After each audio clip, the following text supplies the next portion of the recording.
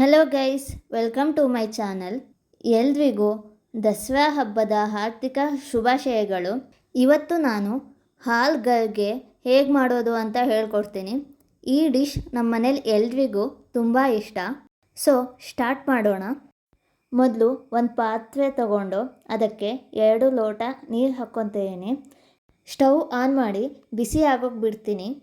Next ಒಂದು ಬೌಲ್ಗೆ 1 cup ಅಕ್ಕಿ ಹಿಟ್ಟು ಮತ್ತು 1 ಲೋಟ ಹಾಲನ್ನು ಹಾಕ್ಕೊತಿದ್ದೀನಿ. 1 ಟೇಬಲ್ ಸ್ಪೂನ್ ಉಪ್ಪನ್ನು ಹಾಕಿ ಇದನ್ನು ಚೆನ್ನಾಗಿ ಮಿಕ್ಸ್ ಮಾಡ್ಕೊಳ್ಬೇಕು. ಇಲ್ಲಿ ಕಾಣಿಸ್ತಿದೆಯಲ್ಲ, ಇಷ್ಟು ತೆಳ್ಳಗೆ ಮಾಡ್ಕೊಳ್ಬೇಕು.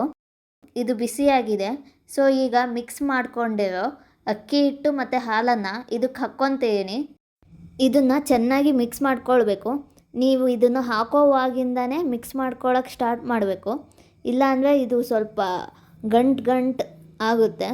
ಸೊ ನೀವು ಚೆನ್ನಾಗಿ ಮಿಕ್ಸ್ ಮಾಡ್ಕೊಳ್ಬೇಕು. ಇಲ್ಲಿ ಕಾಣಿಸ್ತಿದೆಯಲ್ಲ, ಇದು ಇಷ್ಟು ತೆಳ್ಳ ಆಗಿದೆ.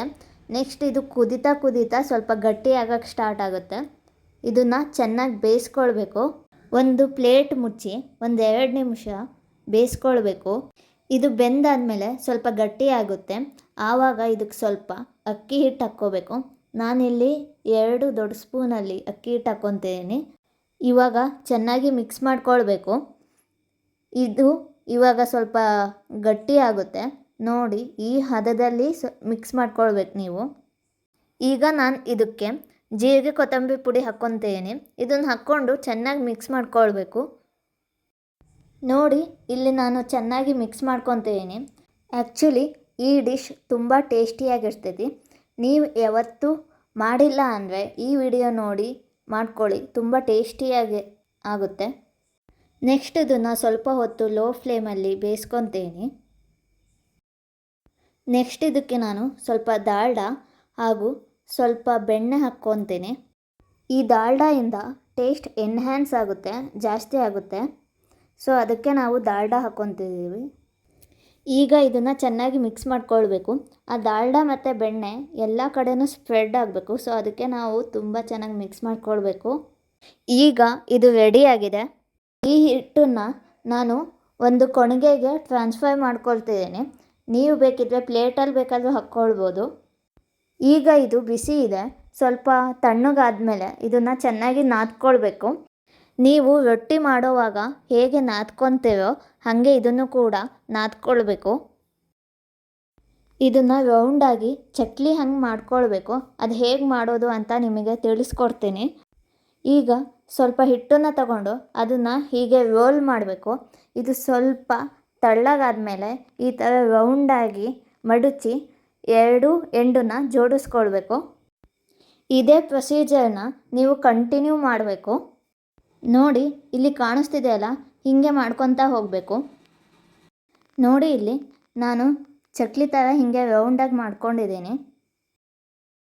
ನೆಕ್ಸ್ಟು ನಾನಿಲ್ಲಿ ಎಣ್ಣೆ ಕಾಯಕ್ಕೆ ಇಟ್ಕೊಂಡಿದ್ದೀನಿ. ಇದಕ್ಕೆ ಎಣ್ಣೆ ತುಂಬ ಕಾದಿರಬೇಕು. ಎಣ್ಣೆ ಬಿಸಿ ಇದೆಯೋ ಇಲ್ಲೋ ಅಂತ ಚೆಕ್ ಮಾಡ್ತಿದ್ದೀನಿ. ಈಗ ಎಣ್ಣೆ ಬಿಸಿಯಾಗಿದೆ. ಸೊ ಈಗ ನಾನು ಮಾಡ್ಕೊಂಡಿರೋ ಹಾಲ್ಗರ್ಗೆನ ಹಾಕ್ಕೊತಿದ್ದೀನಿ.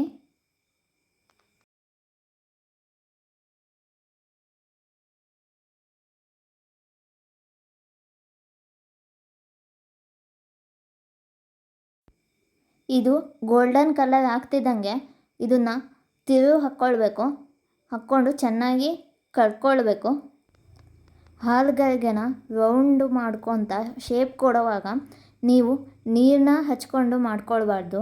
ನೀವು ಬೇಕಿದ್ದರೆ ಹಾಲನ್ನ ಯೂಸ್ ಮಾಡ್ಕೊಳ್ಳಿ. ಇದು ಗೋಲ್ಡನ್ ಕಲರ್ ಆಗಿದೆ, ಹಂಗಂದರೆ ಇದು ಫುಲ್ ಬೆಂದಿದೆ ಅಂತ.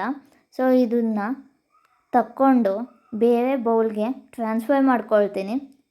ಈಗ ಹಾಲ್ಗರ್ಗೆ ರೆಡಿಯಾಗಿದೆ. ಇದನ್ನು ನೀವು ಚಟ್ನಿ ಜೊತೆ ಬೇಕಾದರೂ ತಿನ್ಬೋದು, ಇಲ್ಲಾಂದರೆ ಗಿಣ್ಣ ಜೊತೆನಾದರೂ ತಿನ್ಬೋದು. ಇದು ತುಂಬ ಟೇಸ್ಟಿಯಾಗಿರ್ತೈತಿ. ನೀವು ಕೂಡ ಇದನ್ನು ಮನೆಯಲ್ಲಿ ಮಾಡಿಕೊಂಡು ಹೇಗಿದೆ ಅಂತ ಕಮೆಂಟ್ ಮಾಡಿ. ಹಾಗೆ ಈ ವಿಡಿಯೋ ಇಷ್ಟ ಆದರೆ ಲೈಕ್ ಮಾಡಿ, ಕಮೆಂಟ್ ಮಾಡಿ ಮತ್ತು ಸಬ್ಸ್ಕ್ರೈಬ್ ಆಗಿ.